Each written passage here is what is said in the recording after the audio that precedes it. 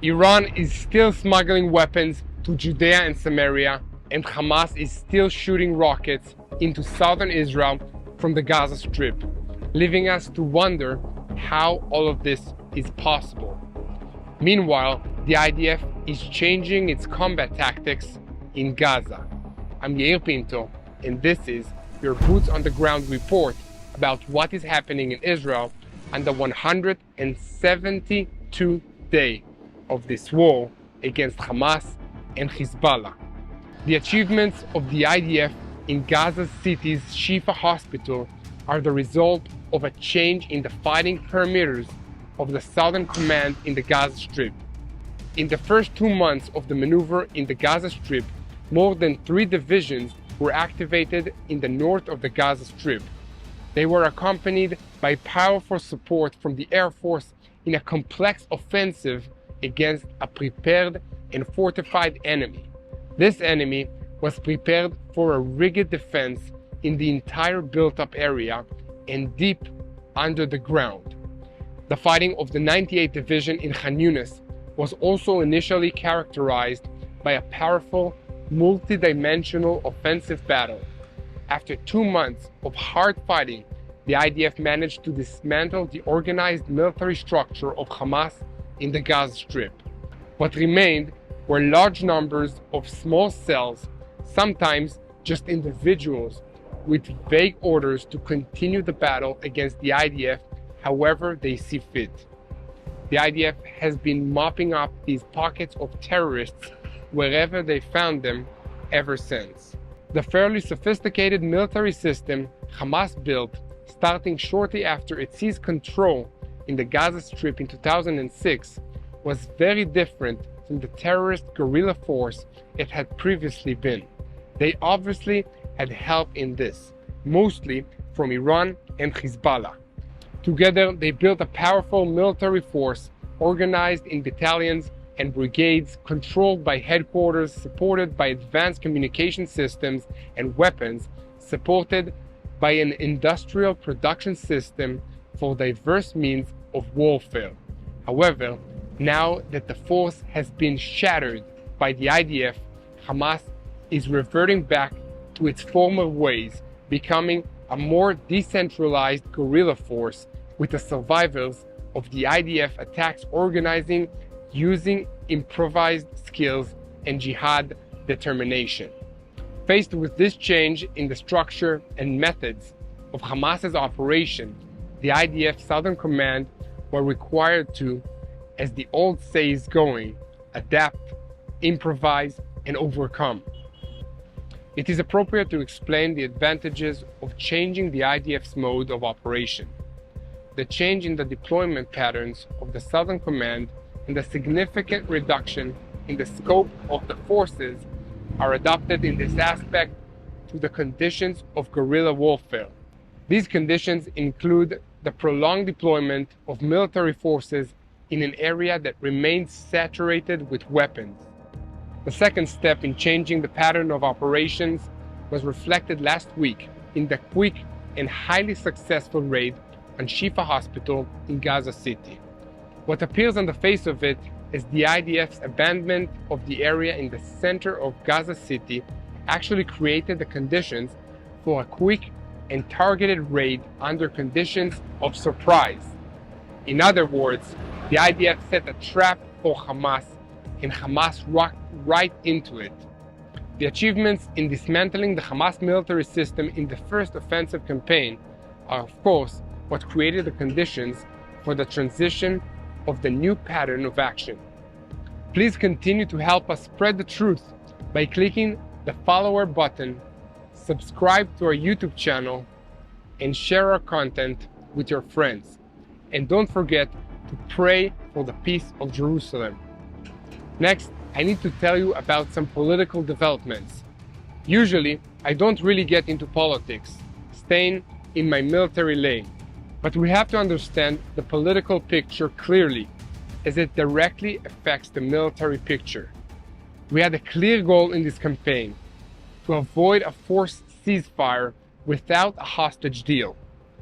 there was an American proposal on the table for Hamas to release the remaining Israeli hostages they abducted on October 7th in exchange for a prolonged ceasefire. The terrorist organization Hamas replied to Qatar and Egypt that they were entrenched in their demands for a permanent ceasefire that would include an unconditional Israeli retreat, and rejected the American proposal.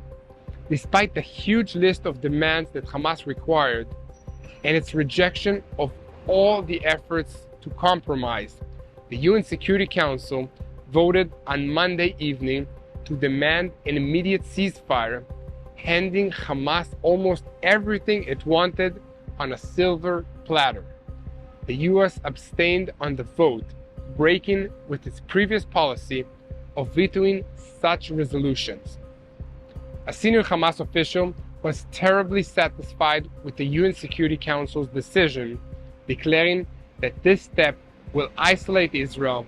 Biden should put pressure on Netanyahu, according to his words. On the other hand, for many weeks, the international discussion surrounding the Gaza war has been focused on one central question: will Israel invade Rafah? In my opinion, there is no way to avoid a ground entrance to Rafah, where according to intelligence estimates, about 1.4 million Gazans are concentrated at the moment. Among them are thousands of Hamas terrorists who are hiding in a small area of 64 square kilometers, among the masses of Palestinians who fled there in the shadow of the battles. However, in that tangled urban space, there were only about 250,000 Gazans until before the war. That means that the population has increased by 700% in the past few months. Let's talk about it. From the IDF's point of view, the IDF is preparing for a prolonged fighting in the Gaza Strip, which is expected to take a few weeks, including a military battle in Rafah. Israeli officials have stated that the IDF believes they can significantly damage Hamas's remaining capabilities in order to move to the next stage of the maneuver. Rafah is the last bastion of Hamas control, and there are a number of battalions left that Israel needs to dismantle in order to achieve its military goals in this war. Rafah must be next in line because we must free the hostages, and the IDF has morals and values. It does everything to prevent possible harm to uninvolved civilians. This is from a military point of view, but from a political point of view, Prime Minister Benjamin Netanyahu's office said that the Prime Minister approved the IDF's plan for Rafah operation after receiving Hamas's responses to the proposed deal for the release of the hostages. אנחנו ניכנס לרפיח ונשיג את הניצחון המוחלט. After Prime Minister Netanyahu and his office announced last night that Hamas's response shows that Hamas is still persisting in unreasonable demands as part of the negotiations for the release of the hostages, even today, Netanyahu's office repeated these announcements that Hamas demands are still unfounded.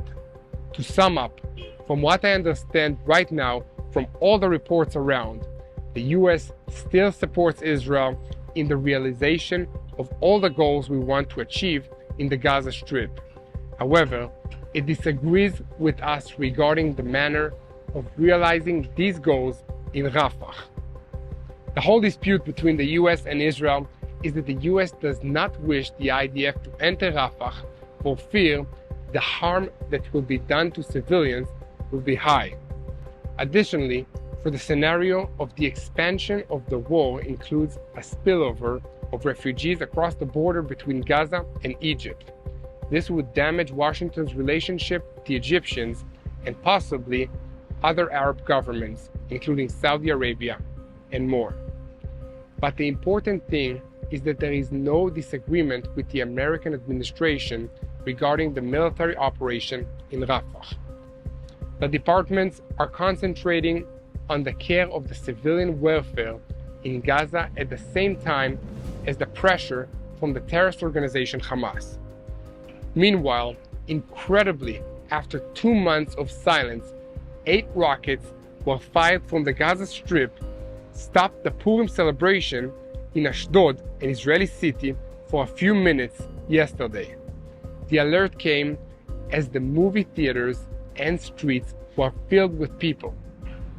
Later, alarms were also heard in Ashkelon and elsewhere. It took the IDF a few hours to locate and eliminate the sources of the rocket fire, which was coming from the middle of the tent city of Gazan refugees. Despite the rocket squads attempting to use these refugees as human shields, the IDF eliminated them without harm to anyone else. Please, this is the time to make sure that the truth reaches far. Share our videos, subscribe to our YouTube channel, and support us only through this YouTube channel or through our official website, which is shown below. Switching our focus to the northern front, it is known to all Lebanese residents that the government is not in the hands of the elected officials, but in the hands of Hassan Nasrallah, the leader of the terrorist organization Hezbollah. Nasrallah is not interested in a war with Israel, but was dragged into the conflict unwillingly and is now looking for a way back out without losing face. Nasrallah's image as a strong and calculated man has cracked in Lebanon. His promise to end the fighting in Gaza has not been kept.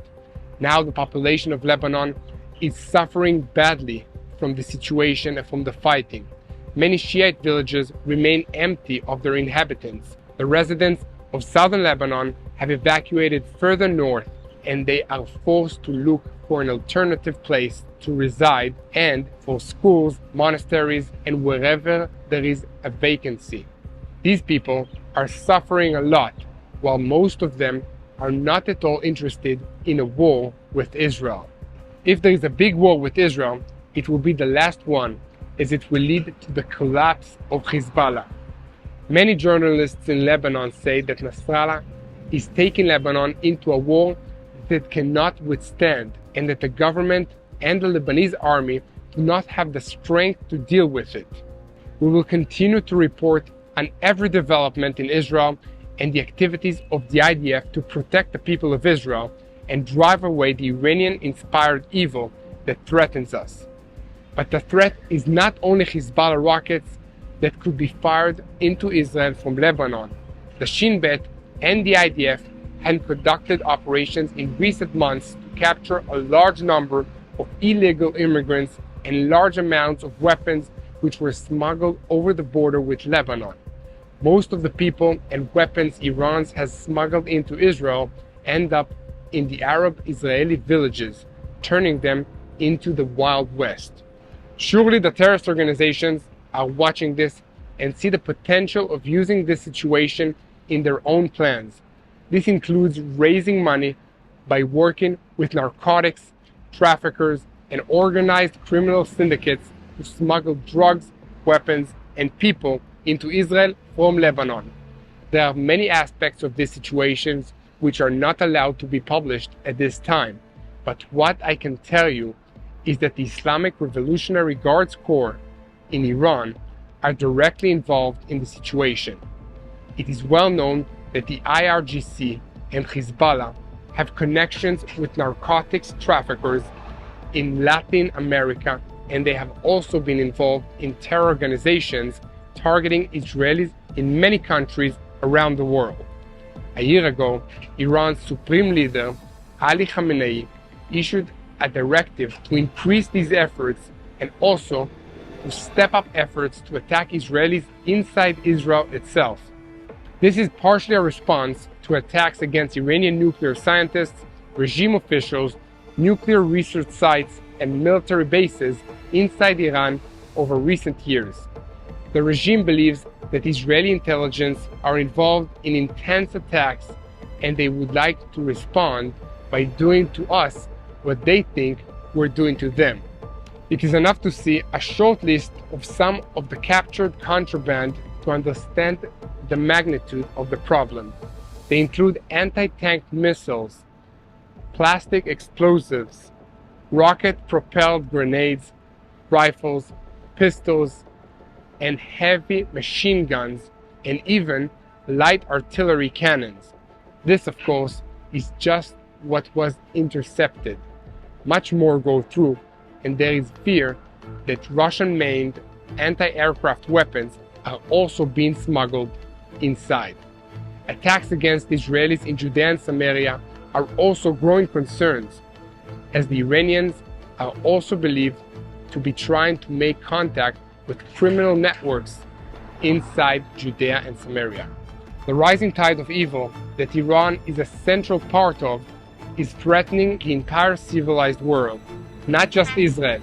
It's important to remember that Europe, Russia, America, Latin America, India, and even China is facing a problem that will require great courage to overcome.